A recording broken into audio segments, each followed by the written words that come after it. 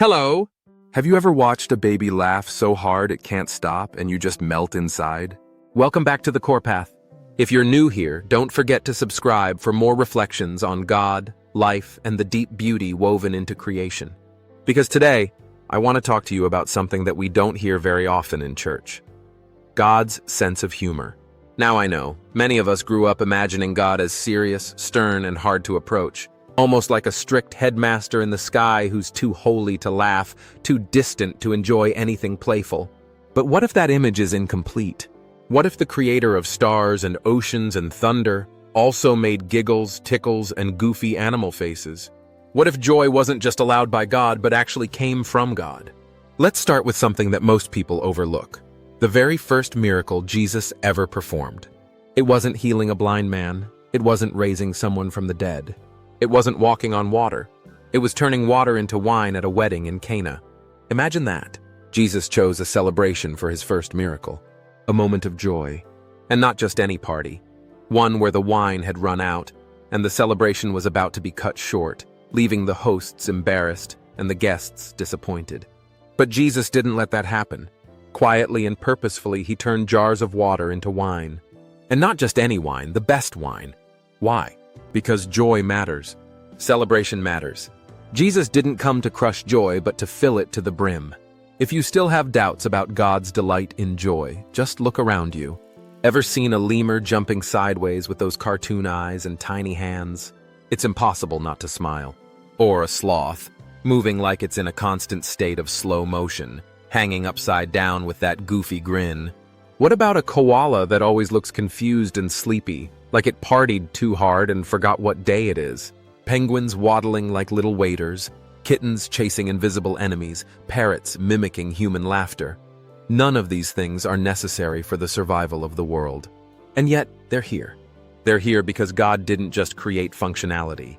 He created delight. He created fun. He filled his creation with small, ridiculous, wonderful reminders that life is more than survival. It's about joy. About lightness, about play. And the Bible doesn't shy away from this either. Psalm 2 tells us, "The one enthroned in heaven laughs." Psalm 126 says, "Our mouths were filled with laughter, our tongues with songs of joy." And Ecclesiastes reminds us, "There's a time to weep and a time to laugh, a time to mourn and a time to dance." Even Proverbs joins in, declaring, "A cheerful heart is good medicine." So no, laughter is not just allowed. It's holy, it's healing, it's deeply spiritual. Jesus himself used humor in his teachings. Think about the man with a giant log sticking out of his eye trying to remove a speck from someone else's. That's cartoonish. And that was the point. People would remember it, they would laugh, and they would get it. Jesus spent time with children. He shared meals, attended feasts, walked with friends. He was even accused by the religious elite of being too joyful, of eating and drinking too freely, because he didn't fit their image of somber spirituality. But people followed him by the thousands. Why? Because he radiated something deeply attractive: joy, compassion, wholeness. And children ran to him, not away from him. You can't fake that. You can't hide a scowl and still be magnetic to kids. He had joy, and it was real. C.S. Lewis once said, "Joy is the serious business of heaven." And he was right. Suffering will end. Pain will cease. But joy? Joy is eternal. In Nehemiah, we're told, "The joy of the Lord is your strength." That's not just poetry. That's power. Laughter isn't weakness. Laughter is strength dressed in joy.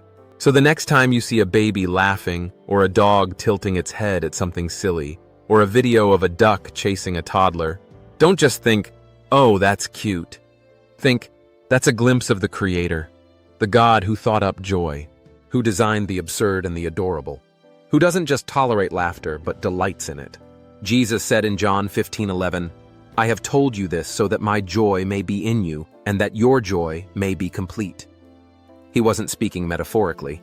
He was speaking directly to your soul. So if this video brought a smile to your face, hit the like button, subscribe to the CorePath, and share it with someone who could use a little divine joy today. You were made to laugh.